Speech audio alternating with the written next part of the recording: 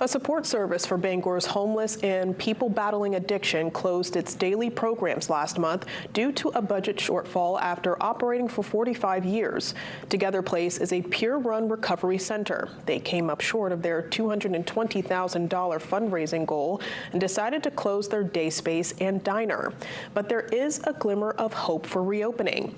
During a Government Operations Committee meeting in Bangor Monday, leaders from the organization asked the city for financial support. The executive director said the community has stepped up, but they still find themselves $63,000 short.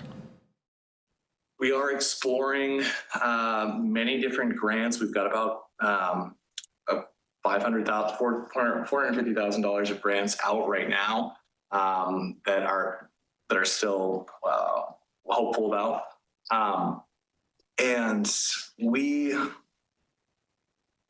turning away like 50 people a day, and those are people who are unhoused, who are struggling with active substance use, and we want to invite them back into space. We want to be able to provide that meal. Some counselors voiced their support in considering opioid settlement funds to support the Together Place. Others voiced concerns and questioned how the budget shortfall came about in the first place.